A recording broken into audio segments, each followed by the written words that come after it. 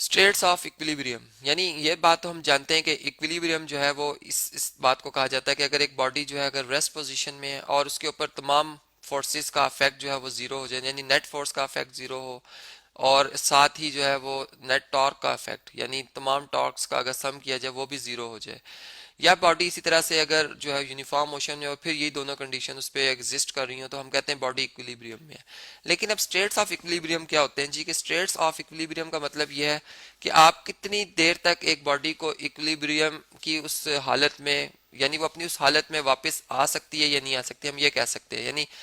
इसका stable equilibrium जो है ये इस तरह की इक्विलिब्रियम है, एक बॉडी को अगर मैं स्टेबल इक्विलिब्रियम उसमें मेंटेन कर देता हूँ, तो उसमें अगर मैं कुछ खास यानी कुछ खास रोटेशन उसमें लेके आता हूँ तो वो वापस अपनी उसी इक्विलिब्रियम वाली स्टेट में आ जाती है। लेकिन अगर ज़्यादा उस पर मैं फोर्स लगाता हूँ, ज़्यादा रोटेशन प्रोड्यूस करता हूँ, फिर वो अपनी उस पुरानी वाली स्टेट में नहीं आती। इसे हम कहते हैं स्टेबल इक्विलिब्रियम। जबकि अनस्टेबल इक्विलिब्रियम जो होता है वो ऐसी ऐसी स्टेट होती है इक्विलिब्रियम की कि जिसमें क्या बॉडी के ऊपर अगर आप स्लाइड सी भी डिस्टरबेंस करते हैं, ज़रा सी भी फोर्स लगाते हैं जो कि इसमें रोटेशन प्रोड्यूस करती है, तो बॉडी वापस अपनी उस जो है इक्विलिब्रियम वाली स्टेट में नहीं आती। इसे हम कहते हैं अनस्टेबल इक्विलिब्रियम। जबकि न्यूट्रल इक्विलिब्रियम ये होता है कि आप अगर बॉडी के ऊपर फोर्सेस लगाते हैं और वो फोर्स यानी उसमें रोटेशन प्रोड्यूस करते हैं, उसमें डिस्प्लेसमेंट या डिस्टेंस कवर कराते हैं, पोजीशन चेंज कराते हैं, लेकिन बॉडी जो है वापस अपनी उसी तरह की जो स्टेट होती है इक्विलिब्रियम की उसी में वापस आ जाती है। इसे हम कहते हैं कि न्यूट्रल इक्विलिब्रियम है। तो अब हम अगर इन तीनों बातों को वन बाय वन समझें, तो सबसे पहले चले हम स्टेबल इक्विलिब्रियम को देखते हैं कि हमारी आम लाइफ में हमें वो कौन से ऑब्जेक्ट हैं जो कि स्टेबल इक्विलिब्रियम की स्टेट में मिलते हैं। जैसे मैं बात करता हूँ कि मेरे पास अगर कोई एक ईंट का टुकड़ा है, या कोई ईंट को अगर हम ऑब्जर्व कर रहे हो, तो अब अगर इस पोजीशन पे ईंट पड़ी हुई है तो ये अभी अपनी स्टेबल इक्विलिब्रियम पे है। यानी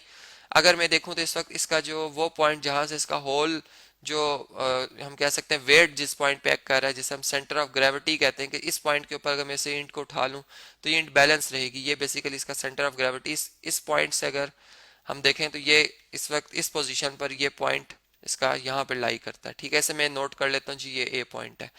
अब ऐसा है कि हमने देखना है कि ये स्टेबल इक्विलिब्रियम को मैं स्टेबल इक्विलिब्रियम क्यों कह रहा हूँ, कि अगर मैं इस पर एक फोर्स लगाता हूँ इस ऑब्जेक्ट के ऊपर, मैंने यहाँ से एक अपवर्ड फोर्स लगाई जो कि फॉर एग्जांपल मैं कहता हूँ 50 न्यूटन की फोर्स है।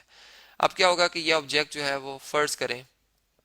कि इस तरह से ये ईंट का टुकड़ा इस तरह से हमें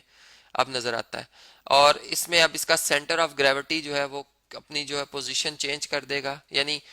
यहाँ पोजीशन मींस के इसकी ये जो ये इस वक्त इस जमीन से कुछ कम हाइट पर और इस वक्त ये जमीन से ज्यादा हाइट पर है, ये A1 हाइट पर आ गया है। और इस तरह से अगर मैं यहाँ से एक वर्टिकल लाइन ड्रॉ कर दूं तो ये भी हमें नजर आ रही है, जो कि इसकी बेस में से ही गुजर रही है। इसकी क्या जी, बेस, ये हमने बेस रखी थी, इसकी बेस साइड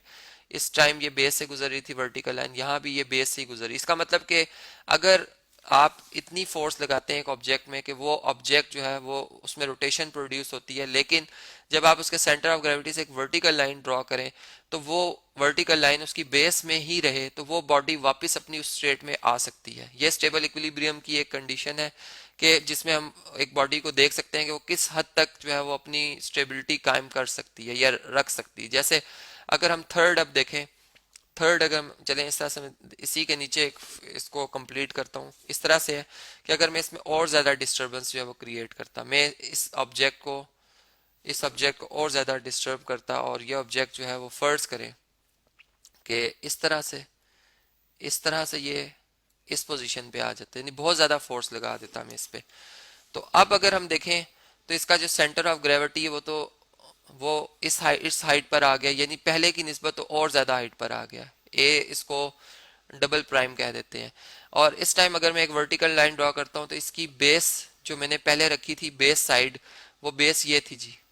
जो कि इसकी बेस से बाहर निकल चुकी है। तो इस टाइम अगर हम देखें तो ऑब्जेक्ट जो है वो अपनी अब उस वाली कंडीशन में जो कि ये वाली पहले वाली हालत थी इसमें नहीं आ सकता। यानी अब ये क्या होगा, ये इस तरफ को गिर जाएगा, ग्रेविटी की वजह से इसमें एक टॉर्क प्रोड्यूस होगा, और ये इस तरह से इसकी नई पोजीशन जो है इस ब्रिक की इस तरह की बन जाएगी। यानी इसमें हम ये कहते हैं कि स्टेबल इक्विलिब्रियम में जो मैंने बात की थी कि स्टेबिलिटी जो है वो कुछ हद तक यानी कुछ फोर्सेस की मिकदार तक वो रहती है, और ज़्यादा फोर्स लगा दी जाए तो वो स्टेबिलिटी ख़त्म हो जाती है। तो वो हमने देखा कि वाकई जो है वो ख़त्म हो जाती है। और इसमें अगर हम एक एक इसमें एक पॉइंट देखें, जो मेन पॉइंट है कि इसमें एक बॉडी स्टेबल इक्विलिब्रियम में होती है तो उसका जो सेंटर ऑफ ग्रेविटी होता है उसकी हाइट सबसे लोवेस्ट होती है उसकी तमाम न्यू पोजीशन की मुकाबले में। यानी जब मैंने इस पे फोर्स लगाई, इसमें रोटेशन, अब इसका जो सेंटर ऑफ ग्रेविटी वो कुछ हायर या हाईएस्ट पॉइंट की तरफ चला गया है, और इसी तरह से और हाई और हाई, और फिर एक वक्त आया कि वो बिल्कुल वो इस तरफ को टिल्टेड हो गया, वो इस तरफ को कलाबाजी खा गया और उसकी नई पोजीशन आ गई। तो इस तरह से ये स्टेबल इक्विलिब्रियम को हमने देखा। अब हम देखते हैं कि हमारे पास जो अनस्टेबल इक्विलिब्रियम है वो क्या होता है। देखें जी, अनस्टेबल इक्विलिब्रियम कुछ इस तरह का है कि मैं इस तरह से बात करता हूँ, जैसे एक पेंसिल लेते हैं और हम इसको एक बड़ी यानी महारत के साथ जो है वो एक इसकी नोक के ऊपर इस तरह से इसको रेस्ट की पोजीशन पे इस तरह से वर्टिकली खड़ा करते हैं, स्टैंड करते हैं इस तरह से, ठीक है। अब ये जो है बॉडी पेंसिल जो है वो इस वक्त अपनी अनस्टेबल इक्विलिब्रियम में है, और इसलिए है कि इस वक्त अगर मैं इसमें ज़रा सी भी फोर्स लगाता हूँ जो कि इसमें एक रोटेशन क्रिएट कर सकती है, यानी वही बात कि इतनी मामूली फोर्स नहीं होनी चाहिए कि वो इसको डिस्टर्ब भी ना करे, एक उसमें रोटेशन जो है वो क्रिएट कर सके, इतनी फोर्स हम इस पर अगर अप्लाई करते हैं। और फर्स्ट करें, मैंने उसकी डायरेक्शन शो की कि लेफ्ट साइड पे हम फोर्स अप्लाई करें तो ये ऑब्जेक्ट जो है इसमें एक टॉर्क प्रोड्यूस होगा, वो टॉर्क इसमें रोटेशन क्रिएट कर देगा, और ये ऑब्जेक्ट जो है इस तरह से पहले अगर इस तरह वर्टिकली खड़ा था तो अब ये ऑब्जेक्ट जो है इस तरह से एक पेंसिल जो है ज़मीन के ऊपर इस फर्श के ऊपर आकर इस तरह से गिर जाएगी, और ये जो है बॉडी अपनी उस वाली वापस उस वाली पोजीशन में या उस वाली हालत में नहीं आ सकती जो कि जिस पोजीशन पे हमने इसे इक्विलिब्रियम की इस स्टेट में रखा था। यानी इस वक्त इसकी एक इक्विलिब्रियम की एक न्यू स्टेट आ गई जिसे हम स्टेबल इक्विलिब्रियम कहेंगे, क्योंकि इस वक्त अगर हम देखें तो इसका जो सेंटर ऑफ ग्रेविटी है वो अपनी सबसे पीक या अपनी सबसे हाईएस्ट जो है वो हाइट के ऊपर था, जबकि इस वाली पोजीशन पे ये अपनी लोवेस्ट जो है वो हाइट के ऊपर है। इसलिए सेंटर ऑफ ग्रेविटी सी जी जिसे मैं कह रहा हूँ जी, ये जिस वक्त अपनी सबसे लोवेस्ट पोजीशन पर होता है उस वक्त बॉडी स्टेबल इक्विलिब्रियम में होती है, और जिस वक्त अपनी हाईएस्ट पोजीशन पे होता है कि आप इसमें ज़रा सी डिस्टर्बेंस करते हैं तो इसका जो सेंटर ऑफ ग्रेविटी या लोअर डाउन हो जाएगा, यानी और मजीद लोअर अप नहीं हो सकती, सॉरी अप यानी उसकी हायर और पोजीशन नहीं आ सकती। तो फिर जो है ये इस तरह की जो इक्विलिब्रियम होती है इसे हम अनस्टेबल इक्विलिब्रियम कहते हैं। अब इन्हीं दोनों बातों को मद्देनजर रखते हुए जो गाड़ी है, एक कार को डिजाइन जब किया जाता है तो उसकी जो बॉडी है अगर उसको यानी अगर जिसके ऊपर गाड़ी के पूरा एक वो स्ट्रक्चर बना हुआ होता है जिसमें सीट्स रख दी जाती हैं और ड्राइवर की और एक विंडो वगैरह सारी डेकोरेशन की जाती है, ये जो है अगर ये इसकी ब्रेथ ज़्यादा ना रखी जाए तो या इसका मटेरियल ज़्यादा मैसिव ना रखा जाए तो उससे ये होता है कि बॉडी का जो सेंटर ऑफ ग्रेविटी है वो उसकी पोजीशन जो है वो ज़मीन से थोड़ी अप हो जाती है, क्योंकि बंदे भी इसमें बैठते हैं। तो इसको मैसिव मैसिव इसलिए बनाया जाता है कि इसका जो सेंटर ऑफ ग्रेविटी है वो चूंकि वेट के ऊपर डिपेंड करता है, तो वेट अगर जितना डाउनवर्ड होगा उतना ज़्यादा उसकी जो यानी सेंटर ऑफ ग्रेविटी जितना लोअर होगा उतनी उसकी स्टेबिलिटी जो है वो कायम रहेगी। इसलिए अगर डबल डेकर या बसेस को देख लें जो कि बहुत बड़ी बड़ी होती हैं, उनकी बेस जो है वो काफ़ी उसमें मैसिव यानी उसको काफ़ी भारी बनाया जाता है, इसलिए उसका वेट बढ़ाया जाता है ताकि जो है वो उसका सेंटर ऑफ ग्रेविटी जो है वो ज़मीन के साथ रहे। इसी तरह अगर हम देखें तो न्यूट्रल, अब जो लास्ट टाइप है हमारे पास न्यूट्रल इक्विलिब्रियम, ये किस टाइप की इक्विलिब्रियम होती है जी। जैसे मैं एक बॉल की बात करता हूँ, ये एक बॉल है, एक टेनिस बॉल है जी, चलें इसके ऊपर कोई इस तरह के एक निशानात बना लेते हैं। अब ये एक टेनिस बॉल है। अब